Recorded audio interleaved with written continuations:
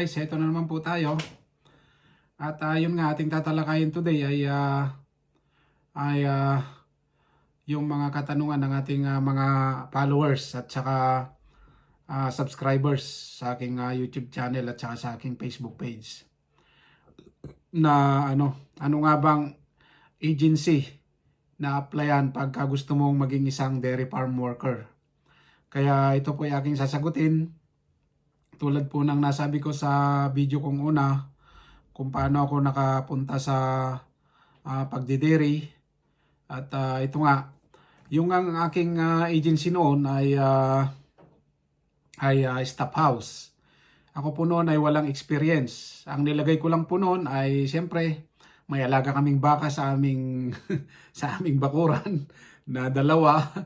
Tapos kunwari mayroon lang po akong ano nga ba yung kinuha ko noon na pakuha ng certificate yata sa barangay na kunwari nag-aalaga ako ng baka pero wala po akong alagang baka noon at that time. Pero yun nga, nag-accept naman po sila ng walang experience. Pero mas maganda po kung may experience kayo sa pag-apply din sa Saudi Arabia. Pero yung iba hindi po wala pong nire-required na na experience.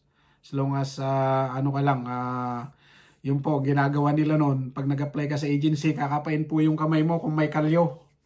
Ayan, yung mga Arabo o kaya yung mga British kasi sila nag-i-interview, mga Irish. Ini-interview ka nila tapos gaganyan mo yung kamay mo tapos kakapain nilang ganyan. Kung may mga kalyo po, yun. Sabihin nila sanay ka sa trabaho. Kaya ayun, kasi ang dairy farming, ano nyo naman, physical job. Kaya ayun po yung may advice ko. Pag gusto nyo mag-apply at medyo medyo ano ba to, mistiso kayo. Tapos yung mga kamay nyo hindi po parang sanay sa hirap. Ang gawin nyo po, magbareta kayo o magpigo kayo na kunwari pakalyuhin nyo yung kamay nyo po para yun po yung tip. Para kayo po ay pumasa. Sa interview pa lang po kasi yun na yung tinitingnan ng mag-i-interview na kung papasa kayo o hindi sa dairy farming. Kaya ayun po. Kasi yan pa agriculture livestock business kaya medyo kailangan ng physical job, physical work. And ayun nga, ang naging agency ko noon, Saudi Arabia, ay yung staff house. Nailagay ko rin po sa number 1 list ko sa ano nga ba yung top 5 agencies sa Pilipinas papuntang abroad. Kaya po naging top 1 ko yung staff house kasi simulat sa pool wala po talaga silang placement fee.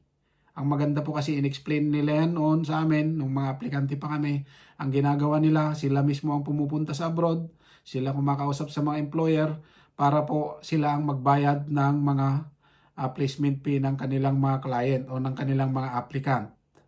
Ganun po yung ginagawa nila sa explanation nila.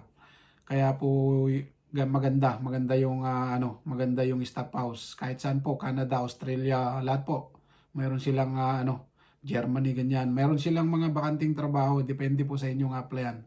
Pero yun nga, ang topic natin ay dairy farm worker. Ayun, nag-apply ako sa Saudi Arabia sa kanila.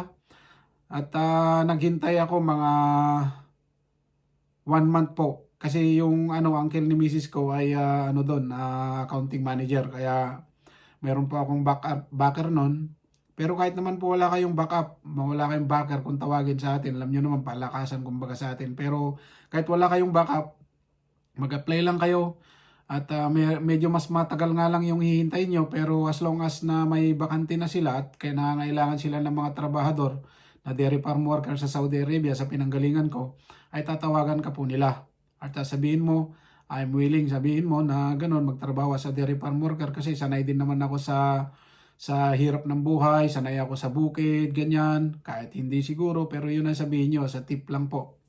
Pero ayun nga, siyempre, kung willing kayong magtrabaho, ayon sa inyong katanungan, nasa dairy farm worker dito sa New Zealand, ayun, kumuha kayo ng experience sa Saudi Arabia, sa pinanggalingan ko, kaya sa Japan, sa ano pa ba yung mga bansang may dairy farm na kahit na yung madaling pumasok. Ayun lang po yung alam ko in Japan at saka Saudi Arabia. Pero suggest po, mas madali pong pumasok sa Saudi Arabia kasi hindi po kailangan yung language nila, hindi tulad sa Japan. kailangan mo po ng ano ba yun, Nihongo ba yun o ano, kailangan mo muna yung mag-aral ng Japanese language. Kaya ayun. Tapos ayun yung papuntang Almaray. Ang Almaray po napakaganda kasi yung Almaray, medyo mababa lang po yung sweldo pero ang ganda po ng ano doon. Ang ganda po ng kanilang ano, ng kanilang kumbaga accommodation, para kang nasa hotel. Yung facilities nila maganda. Tapos yung ano nila, yung may mga bilyaran, may mga ano ba to, may billiard table, may table tennis, ganun, may swimming pool. Hindi ka po talaga maboboring. Tapos may basketball court, may tennis court. Basta marami kang hindi malilibang ka po. Medyo malungkot po sabi nila sa Saudi Arabia kasi para ka daw nakakulong. Kasi nga Saudi Arabia, Muslim country. Pero hindi po, depende lang po sa kampanyang pupuntahan mo. Kasi I've been there for 8 years sa Saudi Arabia. Nagtrabaho ko 4 years sa Almaray Company at 3.5 years. Then 4 years sa isang construction company. Naging operator po ako doon pero hindi ko pa po ina-apply dito sa New Zealand. Dahil po mas malaki ang sweldo sa ano sa operator daw, pero based po sa akin dito, sa experience ko dito sa New Zealand, dahil nandito na po tayo at nalalaman natin sa iba at nag-apply na rin ako doon. Ang mahirap po kasi yung bahay, magbabayad ka ng bahay na medyo mahal yung bayad dito sa bahay. Tapos ayun nga, pag nag-apply na po kayo sa Saudi Arabia, ayun, highly recommended po staff house. Tapos po yung pangalawa, yung GBMLT. GBMLT po.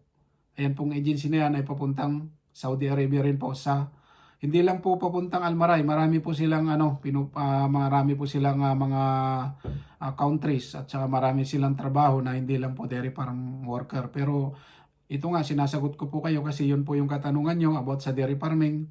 Kaya ayun, kung gusto nyo pong makapunta dito sa New Zealand na sa dairy farming, kumuha po kayo ng experience kasi yun po yung kailangan ng immigration. Kailangan nyo pong ma-meet yung kanilang requirements, yung eligibility nila. Yun yung tinitingnan ng immigration.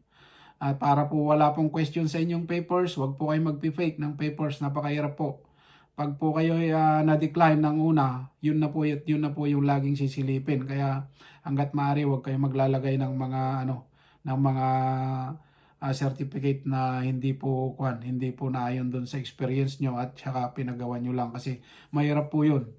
Advice ko lang po pero very risky po kasi yun Hindi tulad ng talagang genuine yung experience mo, kahit tanungin ka kung ginagawa mo ba ito, ganito, ganyan. Kasi may cases kasi na yung immigration ay tinatawagan din kayo for interview, hindi lang yung hindi lang yung agency at saka yung employer. Kasi mayroon yung cases na duda sila sa papel mo kasi binibase nila dun sa alam nyo po, marunong mag-cross examination yung ating mga immigration officers.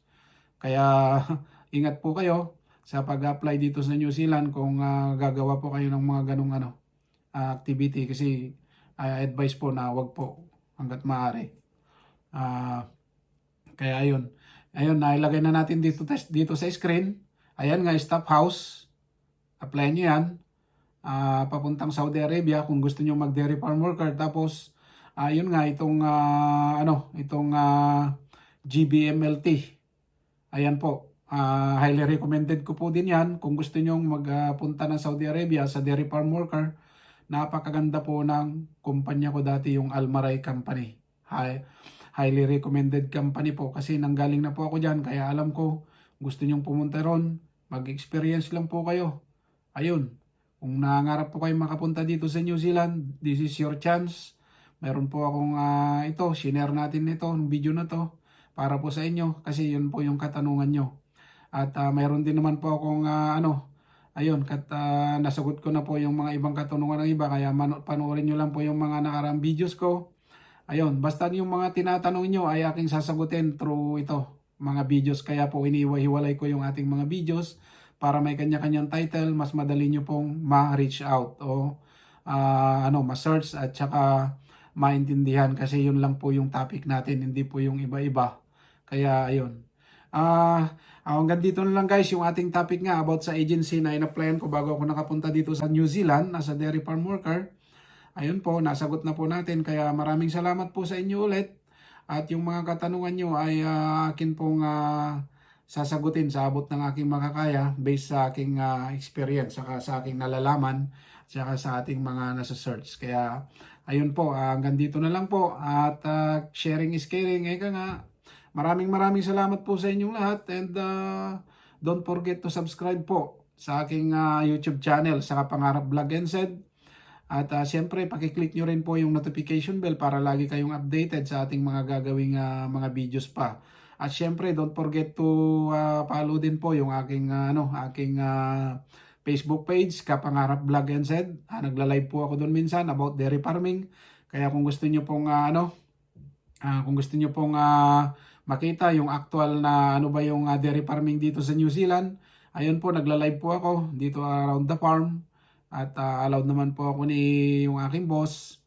At napakabait naman po sa atin. Kaya ayun, magkakataon nyo po na makapunta dito sa New Zealand, mag-apply na po kayo habang medyo bata-bata po kayo. Kaya ayun, yung age limit din po papuntang New Zealand, nabanggit ko rin po yan sa aking nakaraang vlog.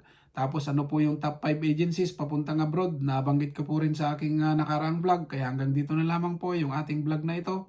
Maraming salamat po sa inyong panonood and see you on my next video. God bless!